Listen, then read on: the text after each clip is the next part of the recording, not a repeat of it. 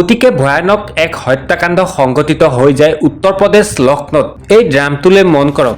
এইজন পুত্ৰই এজন ভায়ক হৈ নিজৰ ভনীয়েকৰ ওচৰতে এজন পুত্ৰ হৈ নিজৰ বাপেকক টুকুৰা টুকুৰকৈ কাটি শৰীৰৰ আধা অংশ সেই ড্ৰামটোৰ ভিতৰতে ভৰাই থৈছিল। এইজন পুত্ৰই বাপেকৰ শৰীৰৰ আধা অংশ মানুহ নথকা কোনো জাগাত পেলাই থৈ আহিছিল। এনে ঘটনা নিজৰ ভনীয়েকৰ ওচৰতে কি এক ঘটনা সংঘটিত হয় চিন্তা কৰক। এনেসমূহ ঘটনা কি ক'ব আপোনালোকে কমেণ্ট কৰি জনাবচোন। এইজন পুত্ৰই যিজন বাপেকে তুলি তালি ইমান ডাঙৰ দীঘল কৰিলে, আজি এইজন পুত্ৰৰ হাততে নিজৰ বাপেকে প্ৰাণ হেৰুৱালে আৰু এগৰাকী ভনীয়েকে ভায়েকৰ হাতত ৰাখি পিন্ধাইছিল। ভায়েকে আজি সেইখন হাতেৰে নিজৰ বাপেকক কাটি টুকুৰা টুকুৰকৈ পিচ পিচ কৰি কাটি পেলালে। ক'বলৈ একো ভাষা নাই, সেইবাবে এনেধৰণে ভিডিঅ'টো বনাই দিছে। চাওকচোন, এইজন পুত্ৰই নিজৰ ভনীয়েকৰ ওচৰতে বাপেকক কাটি টুকুৰা টুকুৰকৈ পিচ পিচ কৰি সেই ড্ৰামটোৰ ভিতৰতে শৰীৰৰ আধা অংশ ভৰাই থৈছিল। এই ড্ৰামৰ ভিতৰতে নিজৰ ভনীয়েকৰ ওচৰতে। যদিহে ভনীয়েকে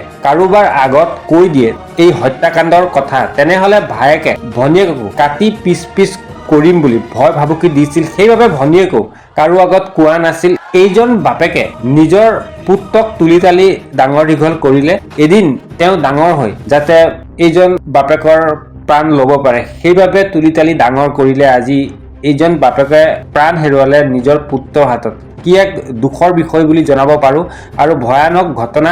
এনেসমূহ লোকক যদি মুকলি আকাশৰ তলত থাকিব দিয়া যায় তেনেহলে ভয়ানক হ'ব পাৰে। তেওঁলোকে এনে কাম কৰিছে যি কাম যিকোনো মানুহে কৰিবলৈ 10 বাৰ চিন্তা কৰিব।